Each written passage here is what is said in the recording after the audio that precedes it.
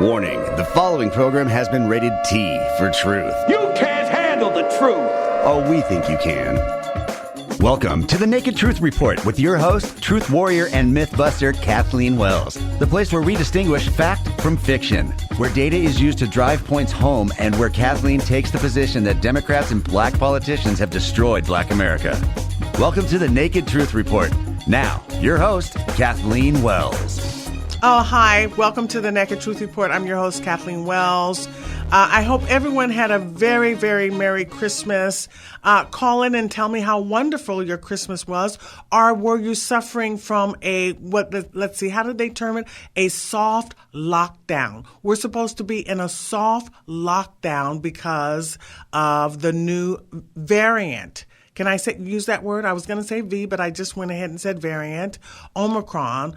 So we're supposed to be experiencing a soft lockdown. I hope everyone had a very Merry Christmas. I was listening to Meet the Press driving into the station this evening, and they were talking about critical race theory, and Nicole Hannah-Jones, who is the New York Times columnist, was talking about her 1619 project, which I have not read. However, I have a broad strokes about what it's about, and I listened to that interview, and she is basically, first I want to say this.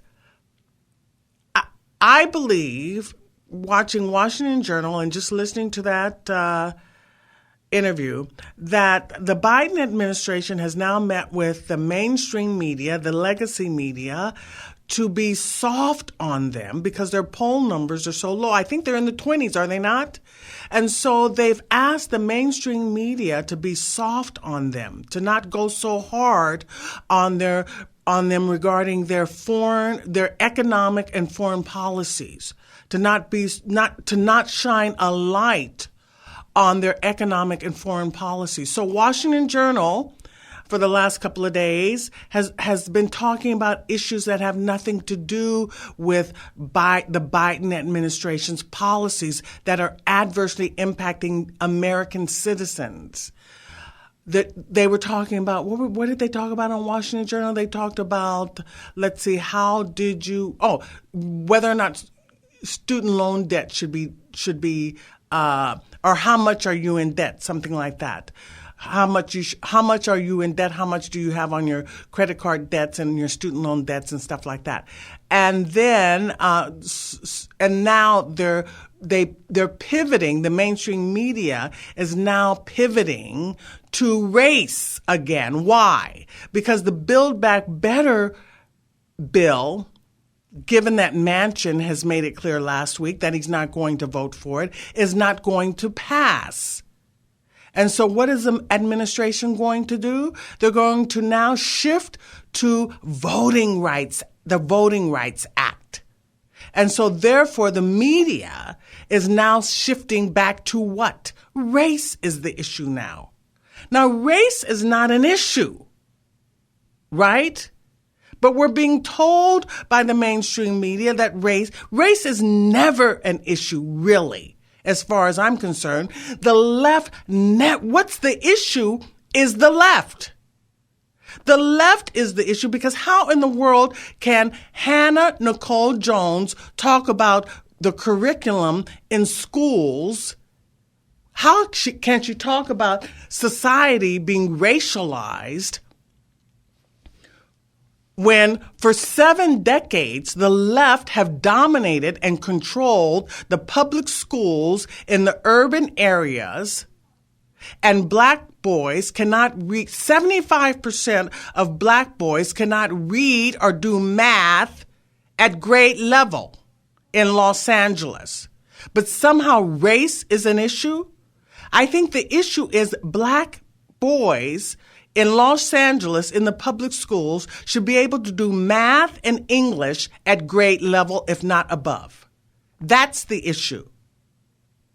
Right? Not race is the issue. Race has nothing to do with being able to do math. Race has nothing to do with being able to read so you see, the left never gets anything right. They always get everything wrong. And they've been this way forever. This is not the first time they bring up race when they don't want to focus on them and how they've been wrong since day one. They bring up race when they don't want to focus on how they have failed with their policies. They bring up race, they bring up the Voting Rights Act when they don't want to talk about how dismal Biden's policies have been, foreign policies regarding Afghanistan, foreign policies regarding Ukraine, policies regarding economic policies regarding the supply chain, economic policies regarding his energy, his decision to no longer be energy independent. So they bring up race. It's mere deflection because why are we talking about race? Why? As if, and this is something that Bob Johnson said, when whites were at their worst, blacks were at their best. Now that whites are at their best, he said this on the show. You know, I've interviewed Bob Woodson on the show. Now that whites are at their best, blacks are at their worst. As I said, you guys know my grandfather was born in 1895. Listening to Hannah Nicole Jones, you would think race was more of an issue today than when my grandfather was born in 1895. These people are neurotic. They're crazy. They're lunatics. They're dishonest. They're not true. They're not honest. They lack self-awareness. This is what I said. That was the title of my course a couple of weeks ago. And it's not accurate anyway. I just wrote a piece. I have 2 blogs. You guys go to my website and subscribe. Enter your email address so that you will receive my blog posts. And then I have an upcoming newsletter. I'm also, I do the book promotions. I have my show notes, and I'm also selling swag. All of this is a good thing, and you getting engaged. Like I said, I want you to put in your email address. You putting in your email address is your Christmas gift to me, because then when I have more people subscribe to my website, I will be able to get more sponsors. Does that make sense? So please go to my website. But also, I want you to go to my website and read my 2 recent blog posts. One is on the Statue of Liberty, and the other one is on the 3/5 compromise. The one on the Statue of Liberty, I got that information from reading Roy Beck's book. You know, Roy Beck was a guest on this program for two sessions, 2 weeks. His book, Roy Beck's book, is back of the hiring line. You can purchase it on my website. Mass immigration and illegal aliens for 200 years is what squelched black wealth, not racism. I mean, maybe you want to say that's racism, but it was like an economic decision for manufacturers to hire cheaper labor. And they're still doing that today. And who pushes mass immigration and illegal aliens? The left. So you see how their arguments are always wrong-headed, lies, fabrications, falsehoods, inaccuracies, shallow, superficial. They're never getting it. Because Nicole Hannah Jones, there was one woman, I can't remember her name, her last name is Stockman. Her first name is Farrah Stockman. And I think that she was on Washington Journal, and I think the title of her book, I'm thinking off the top of my head, is something like When Jobs Are Gone, or when There's No Longer Work, or something like that. And she was talking about how, and she also writes for the New York Times, or is a journalist with the New York Times, and she was talking about how manufacturing jobs have left, particularly the steel industry, or was it the steel industry? I don't think so. I think she was talking about manufacturing jobs have left, and so therefore American workers have been suffering, and this was going on for decades. And she also mentioned that when immigration was lower or moderated or limited, American workers found more work and better wages, and had better conditions with unions. This is the same thing that she mentioned it quickly. You know, the host at the Washington Journal didn't belabor it, but the issue is immigration. The issue isn't racism. The issue is immigration. It's never, I don't want to say it's never racism. I'm not trying to say that racism didn't exist, but the primary issue is economic. Now, the primary issue is because manufacturers saw a way to to make more profits if they hired workers who were not, who required less, who would take less wages. So that was that issue. Now, also, so that's the Statue of Liberty blog post that I have written that you can see on my website. Now, the 3/5 compromise. I got this information from my course. What is it? I take the Hillsdale College free online courses. Now, most black folks say, "Oh my God, they always thought of slaves as only 3/5 of a human being," and blah blah. This is the way the left and liberals and blacks always think of the 3/5 clause, the 3/5 compromise. That's not what was going on. And I know, first I want to say Nicole Hannah-Jones and all these people pushing this critical race theory and this 1619 project, they haven't read the primary documents of the founding fathers. If you read the primary documents of the founding fathers, you come away with a different point of view. Thomas Jefferson was very clear. Alexander Hamilton was very clear. Madison was very clear. George Washington, they were very clear about how wrong-headed and evil and unjust racism was. In fact, Thomas Jefferson wanted to put in the Declaration of Independence, and I put it in my blog post, how King George had imposed slavery on America and it was evil. So when Nicole Hannah-Jones talks about 1619, we were not America in 1619. We were a colony of Britain. So she needs to talk about how King George imposed slavery on America, and Thomas Jefferson wanted to get rid of it. And he blamed King George for this imposition on America. This passage was omitted from the Declaration of Independence because delegates from South Carolina, North Carolina, Georgia, and northern merchants benefited from the transatlantic slave trade. Okay, so that's the one thing. Then the other thing, Thomas Jefferson wrote in his notes on the state of Virginia, Query 18, he was very explicit how slavery was unjust and that if we didn't get it right, God would punish America. You see, first of all, in public school, I didn't learn about racism in public school, did you? I learned my ABCs, X, Y, and Z, 1, 2, 3, 4, right? I didn't learn about slavery in public school. We didn't even talk, and I never had a chip on my shoulder about other races because I didn't learn about racism. You see, when young kids are friends with everybody. I remember traveling on a train back to Indiana, and my best friend, I remember her name, I can't remember her name, but she was a young white girl, and we were like best friends when we were like 8 years old on a train. I'm not thinking, oh my God, she's a white girl and she must be racist. Would I think that at 8? Would I be thinking that at 8 years old? Hello?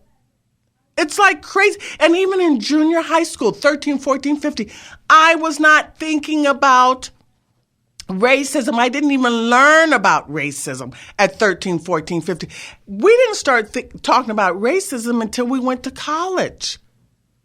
That's when you started talking about it. And let me tell you, this is what is strange to me. All these so-called educators and intellectuals, how come they don't know about Thomas Jefferson? How come they didn't study the primary documents of the founding fathers? Why didn't they study what James Madison said about slaves or Alexander Hamilton? Why? They're in the Federalist Papers. Why haven't these intellectuals and that principal at that Texas school and all these other intellectuals and academicians, why haven't they studied those primary documents in the Federalist Papers? Those documents can be found when you take a course at Hillsdale College or when you get their book on the Federalist Papers. Why aren't these intellectuals reading those documents? Because they absolve the founding fathers of any guilt. So, actually Thomas Jefferson's statue should not be taken down. He's a hero. He was trying to save America from British rule. That's what all the founding fathers were trying to do. They wanted to shape, and this was a time when around the 1780s is when the intellects were thinking about these issues of natural rights and government consent and liberty and justice and equality. These were the principles on which America were founded upon. These lofty principles, not slavery. The founding fathers were writing against slavery. And because there were economic interests, they were having a difficult time. The 3/5 compromise was a compromise. Why? Because I'm sure the pro-slavery states of South Carolina, North Carolina, and Georgia wanted a slave to be considered a whole human being, 5/5, so that they could push their pro-slavery agenda in Congress. You see? So everything that the people on the left, the liberal loonies talk about is wrong. That's what I want to say, and it's always been that way for decades. That's why things are always twisted. I don't know why they have a wrong-headed agenda. I don't know what is their motivation and intention to do things the wrong way. They want to impose socialism, communism on America, and it's probably been that way from day one. Because when you're talking, the fact that Emma, the woman who wrote the poem regarding the Statue of Liberty, Emma Lazarus, she was probably someone who wanted America to be socialist or something. You know what I'm saying? Anyway, there's a few things that I wanted to talk about else. I heard that, Kamala Harris has asked Hillary Clinton to come to the White House to talk to her about how she can improve her poll numbers. What's that about? Also, the other thing is this: Black Lives Matter, BLM, were, I think, before Christmas, they were in Beverly Hills on Rodeo Drive, trying to persuade folks, or trying to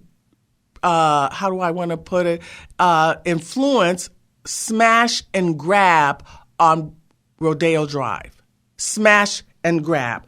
The issue, these folks don't know, they're ignorantly arrogant. Okay? I would love to have a discussion with Nicole Hannah-Jones, because I don't know if they intentionally if they don't know it, I don't know what their motivation is. Their motivation is this. They feel a sense of inadequacy with themselves. And they feel a sense of inadequacy with themselves, probably because they didn't have a daddy. They probably weren't raised in a proper, stable family structure. Because when you're raised in a family that is traditional, a mommy and a father, you don't feel inadequate. You don't feel empty. You don't feel lacking in any way. You have confidence. You feel secure about yourself no matter what. I mean, that's one of the things that my dad, he would never want me to feel insecure about anything. He wanted me to feel secure. And you get that, I think you get that from having a father. So I feel that a lot of these folks on the left, they feel inadequate. Or they wouldn't keep obsessing on racism. They wouldn't keep trying to make white Americans feel guilty about something that happened hundreds of years ago. Or even Jim Crow. We are now in 2021. Life is a process, is an evolutionary process. And let me tell you, as I said, Roy Beck made this clear. Black Americans gained their most wealth in the 1930s, 40s, and 50s during Jim Crow. So what you learn from that is it is even during Jim Crow, when there was segregation, when blacks did their best because they were autonomous, self-actualized, and independent. They owned their own businesses. They weren't relying on the federal government. They established their own businesses. That's when they gained their most wealth. But then when they got with the left, that's when everything started going downhill. We're worse. You guys know that blacks have less two-parent families today than they did in the 30s. So this is ridiculous. Okay, what is the other thing I want to talk about? I just get so upset because it's all falsehoods and fabrications and lies. It's not the truth. Okay. Oh, the other thing I wanted to mention is that when David called in last week, remember that I love callers to call in who disagree with me because I want to come to an understanding of where they're coming from. I want to understand them. And callers rarely disagree with me. Most of my truth warriors agree with me. We're on the same page. But I love to hear people who disagree with me because I want to hear where they're coming from. And what I gathered from David, who called last week, who said that I was lying about the data or lying about the fact that you can't catch COVID twice. Now, I got that information from Dr. Peter McCullough. Now, I would think, given Peter McCullough's background, you can go hear that interview with Joe Rogan and Dr. Peter McCullough in my show notes.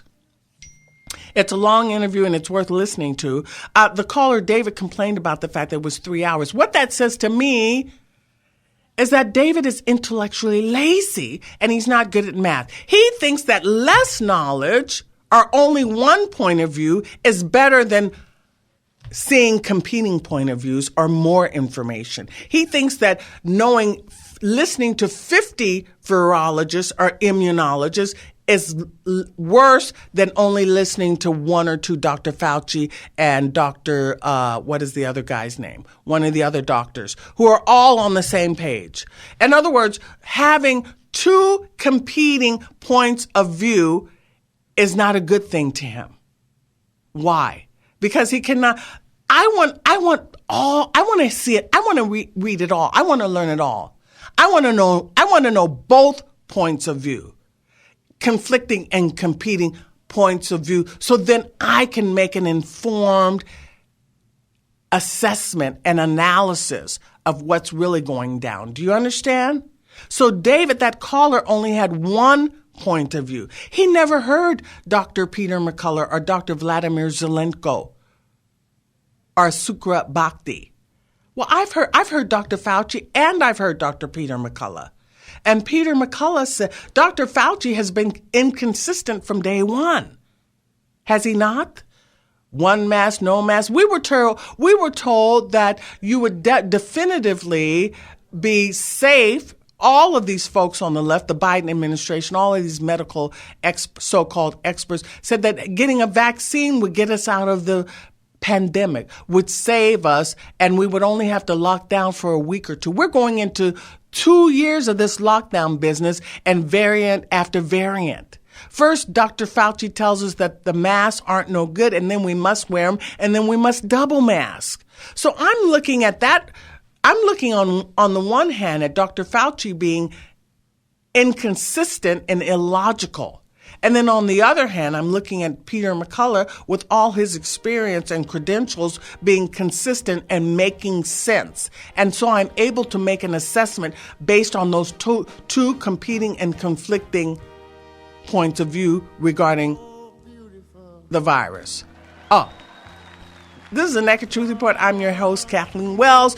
Don't forget to go to my website and put in your email address for me. That's your Christmas gift for me so that I can get more sponsors.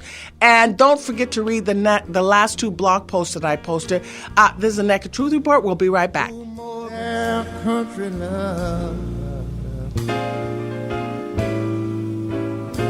And mercy more than life. What I'm singing about tonight is America. We love America, don't we? We love our lives. We're supposed to be positive and optimistic, and we're supposed to be happy and love life. And Merry Christmas. We're so happy that we're here at the Naked Truth Report to give you the truth about what's really going down, because we're not getting the truth. We're getting falsehoods and fabrications and lies and everything twisted and upside down. We know that the C business is not happening. We know that the V business is not happening. And Mark Levin talks about how the New York Times has been lying forever and a day about everything. And we see now they're lying too about the 1619 project. That's a lie. It wasn't even America. We were a colony of King George of the Britain. He was in control. He was telling us what to do. That's why we fought the Revolutionary War, to be independent from the British, from King George, the monarch. So get the story straight, Nicole Hannah Jones. Anyway, let me take a call now from Linda. Hi, Linda. Welcome to the Naked Truth Report. Hi, Kathleen. Not that I am for critical race theory, because I'm not, but there's a question I have for you. A few months ago, Newsom signed a bill for ethnic studies. Now, my question is ethnic studies California's version of critical race theory, or is it separate? I've been very confused over that. Oh, I have no idea. Well, let me tell you, I have no idea. I'm old enough. When I was in school, when I was in public school, elementary school, we weren't taught these things. We were taught to read. Oh, no, not me. Right. It's like, who cares? Who cares about the emotional and psychological shaping of your child in public school? They should be getting the emotional and social learning from their parents. From school, they should be getting the ABCs and the 1, 2, 3s. At least in public school. Oh, they don't even want to teach math anymore, I hear. Right. Exactly. You have to be learning the fundamentals. The emotional and social esteem of a child should be gotten from the parents. This is, and let me tell you, most of these kids nowadays in these public schools don't have both parents. So that's why they're not emotionally stable and psychologically stable and healthy. You have to have both parents to be psychologically and emotionally healthy and stable, generally speaking. I'm sure there is exceptions, but the ideal situation is to have both parents to be healthy emotionally and psychologically. I've just been trying to figure this out, if ethnic studies is California's version of critical race theory, or if it's separate. I don't know. I mean, I think, I don't even, they have ethnic studies. Check that out? Well, no, I'm not, they have, when I was in school, they had ethnic studies in college. They didn't have it in elementary school or public, secondary school. Ethnic studies. What's the difference between the two? No, I don't think there is. Listen, critical race theory, this is a title, and they say it's officially taught in college or in law school.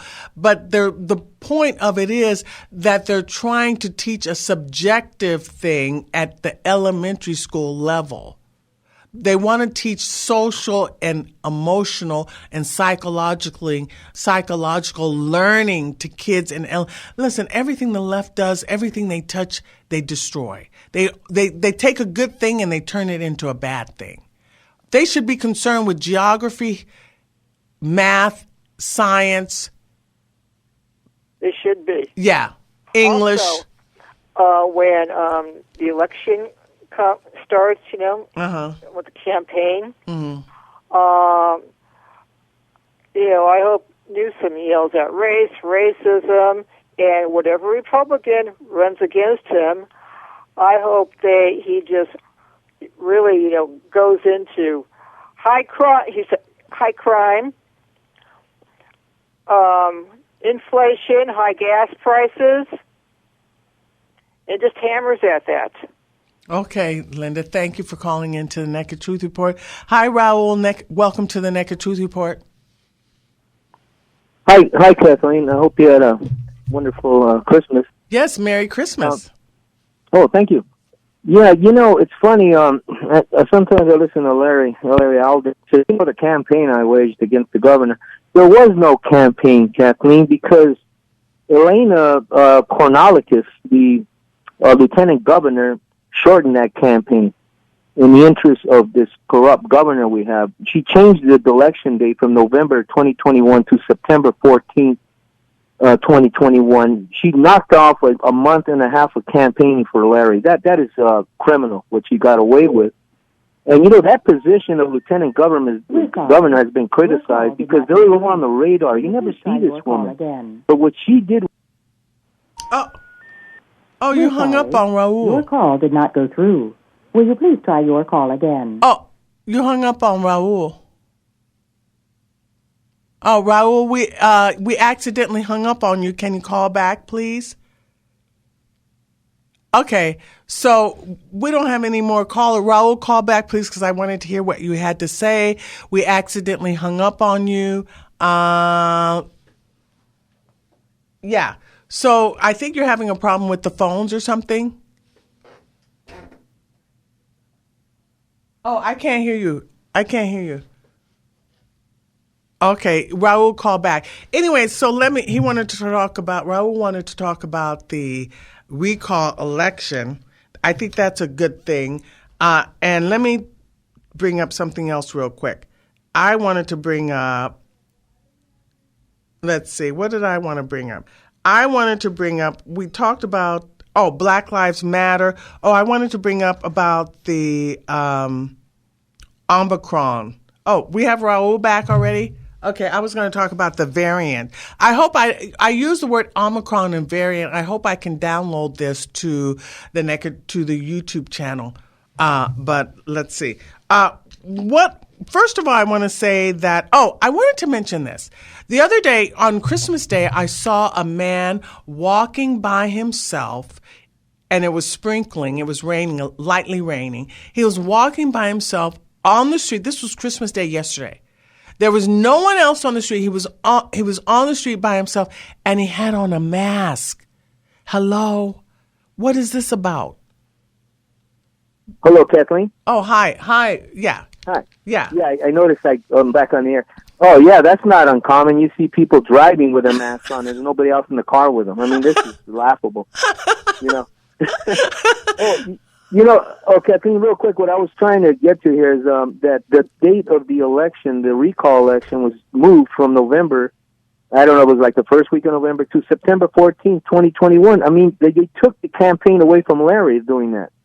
So all that was criminal. That the lieutenant governor, Kornelakis, who you don't hear about. She's low on the radar, but what she did there, I believe, was criminal, that she was able to get away with this, changing the date. So that means that, Larry couldn't wage that campaign he wanted to. He could have called out Newsom for not debating him, for the conditions, his response to this COVID-19. He didn't have time, man. I mean, how long was that campaign? Didn't it begin in late August somewhere, and it was over in September? And Larry I didn't hear that he put up any protests against this. No. Well, the thing, a lot of people listen, we always know that the left is going to cheat no matter what, right? Right. And all Newsom had to say was, Larry's a carbon copy of Trump. That's all he said. He never defended his record, which is lousy. I mean, he didn't have anything to run on, Newsom, and, regarding the virus real quick, I'm just so fed up. The fact that this variant came out, it came from Africa, right? That's what they say. They but expect us to believe that thing is not airborne. This has to be airborne, man. I mean, right, Kathleen? This is in the air. These masks are not doing us any good. Even Dr. Fauci said that at the beginning. Right. Well, the masks aren't any good. Yeah, it is I think it is airborne, and the masks aren't any good. I'm not sure if I don't know if it definitely came from South Africa. Some South Africans say no, it was someone who traveled to South Africa from Europe. Right. Yeah, but irrespective, it's nothing. And this is it's like the common cold, if not less. And this variant will get us to herd immunity. And yet they're making it out to be the worst thing since sliced bread. That's not. I mean, sliced. Yeah. Oh, I'm sorry, Kathleen. I wanted to just jump in real quick. I just want to let you know regarding, the mask wearing, right? Mm-hmm. I ride the bus. I don't have a car. I ride the metro bus, and they have these masks that they provide for you now. Before they didn't have any masks. Those masks are being made in the Republic of China. It's from the BYD Corporation. It says like the BYD stand with a heart in there. And I'm thinking like these people are making a lot of money on this whole thing. And the governor last year ordered, what was it, 1 billion in masks or 1 billion masks? Did you remember that? Where he ordered all these masks from China when they most likely foisted this thing on us from that lab, the Wuhan Institute of Virology, the lab there. And then they're making their profiteering on this. And, I'm just like, and then you don't hear the president say anything. That address he made the other day, he didn't make he didn't mention China at all, did he? He didn't mention, where are they? Are they investigating this to find out what the hell happened to all going on our third year here? Now, listen, this is the thing. Now we realize how things could be different. Oh, so different if we had Trump in. How all these problems are so easily solved. That the political class, the D.C. establishment has been taking advantage of their making money off of the American taxpayer probably for decades. Jonathan, the culprit for me, in the final analysis in the whole thing is the media. They're so corrupt, and for the Democrats, they don't ask the tough questions when they have the president sitting right in front of them or Kamala Harris sitting right in front of them. It's just frustrating because we can't get our message. We can't. I wanted them to be pinned down like they used to back in the 60s. When the Kennedys were interviewed, they would throw hard balls at them, hardball questions. Now it's like, what's going on. The media's with the left, and they're not going to ask them those tough questions. They're not going to ask Fauci those tough questions. And it's like we don't get anywhere. We don't know what the hell happened last year.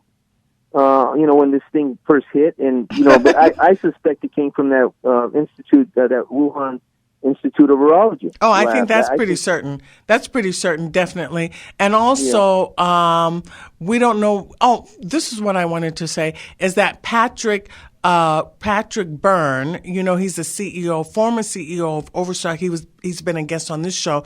If you join his locals page, he talked about the fact that there is a sealed case with the Supreme Court regarding the election. I can't say it because they'll not let me download it to YouTube.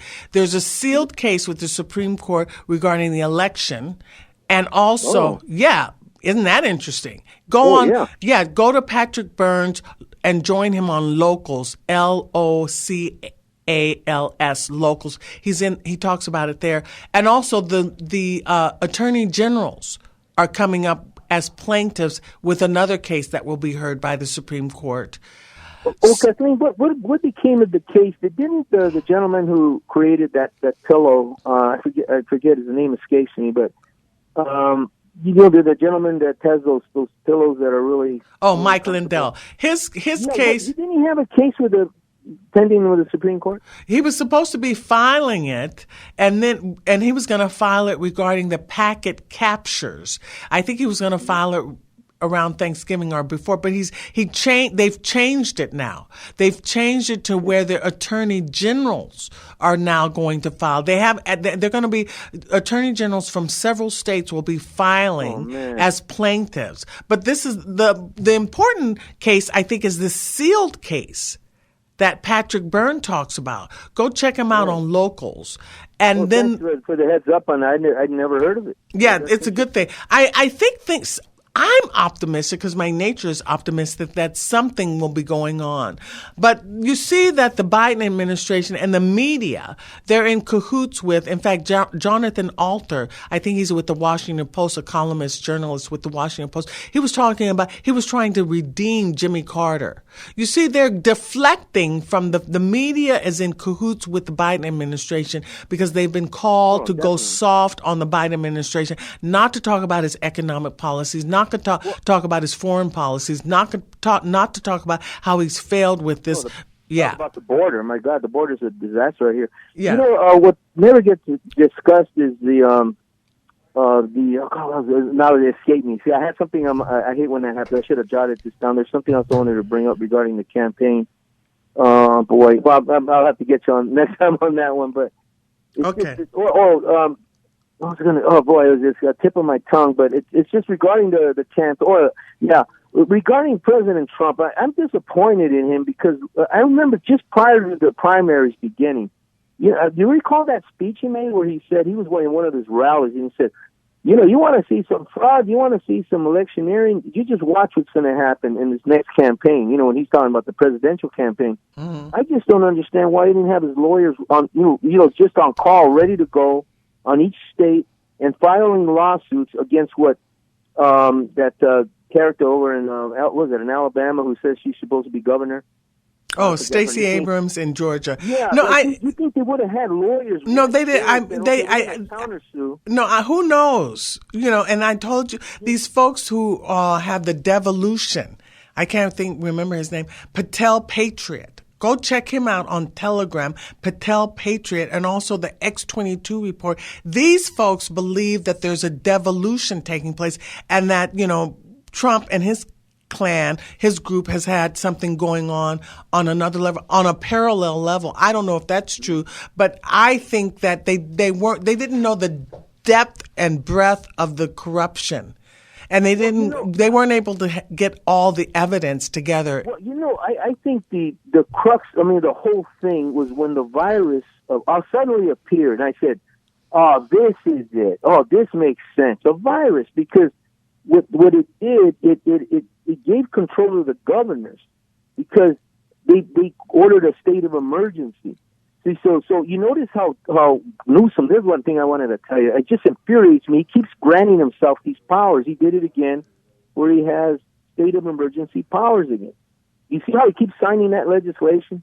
And then so the state legislature has nothing to say about anything. It seems like they're just totally X'd out.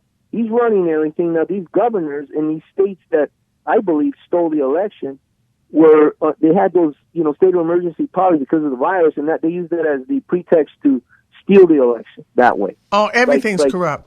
Everything's corrupt, no doubt about it. Okay, thanks for calling. Well, thanks for the time. Okay. Thank you. Thank you very much for taking my call. Bye-bye. Okay, thanks. Okay, Brett, welcome to the Naked Truth Report. Blessings, Kathleen. Happy New Year. Oh, it's not the New Year yet. Happy New Year, Christmas, holidays. They're all I'm joining them all together right now. Right, exactly. And I think temporarily we should call your show the Naked Face Report. Why? Nobody's allowed to wear a mask on this show. Oh, okay. It's so silly when you see someone walking down the street with no one else on the street, and they have are driving, and they have on a mask. Like I saw a woman in a car by herself the other day with a mask on. It's like no one's in the car with you. Hello? Yeah, well, rather than laughing at it, we need to be frightened by it. It's a serious delusional disorder. Well, Dr. McCullough says it's mass-induced psychosis.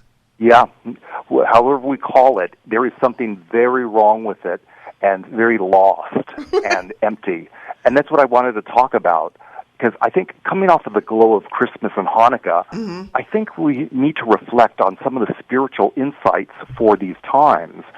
And I think a really important insight from the season is that America's foundational problems are not from our government, but they're from our growing godlessness. And the founding fathers, people like to talk about a separation of church and state. And it's such a deception. That's a Marxist deception. Mm-hmm. Everybody knows there's a separation of the church, the organized crime, and the state. But the founding fathers would never, ever have dreamed that we would separate God from the state. And they were saying our government in no way is capable of surviving without a sense of virtue. And so our democracy is built on virtue and morals and ethics.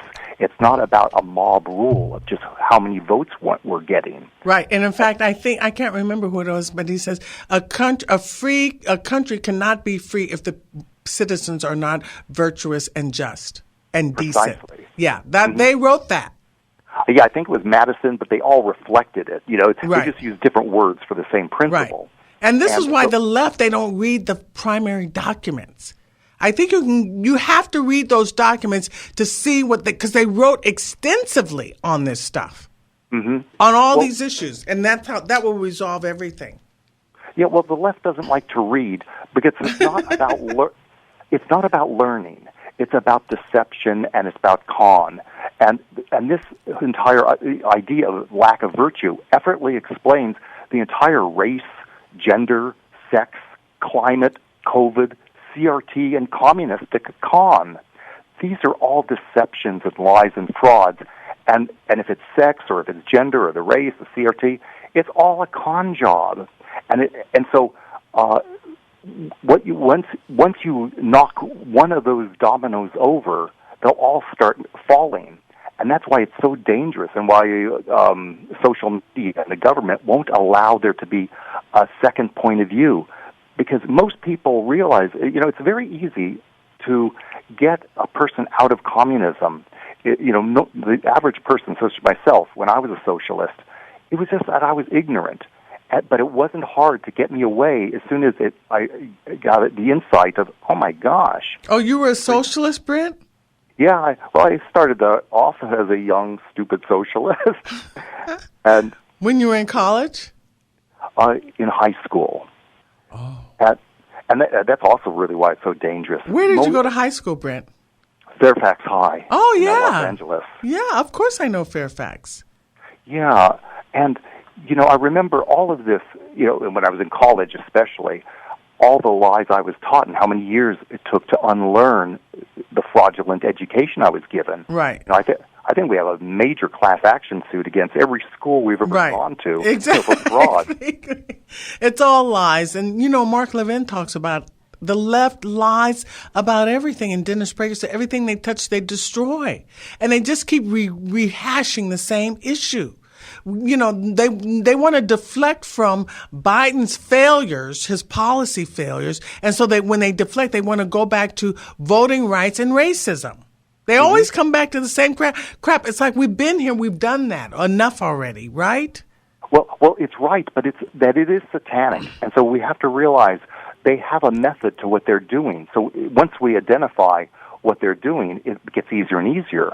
When David called last week. Remember him? Yeah, he was pushing socialism and Marxism. He wasn't pushing science or medicine. What was he saying? Do you remember? Well, it was mishmashed. And that's how it works, because he's what Rush Limbaugh used to call a seminar caller. And he was there to sabotage and not to share information, because he kept hitting you over and over. You said that you can't get COVID more than once. Right. It's like it's irrelevant if you can or you can't, because some doctors do say you can, and some doctors say you can't. Like McCullough says you can't. Right. And so I think forget the other doctor who I think said you could, but if you do, it'll be a much milder event. Right. But either way, it wasn't an important or a valuable idea. It's like, how do we have ways of treating it, or don't we? Right. And are they, and the treatments we're using, are they for our benefit or are they to our detriment? Right. The mRNA jab is to our detriment. It's a poison, and we don't know how much damage. It'll create more damage than the actual flu did. Right.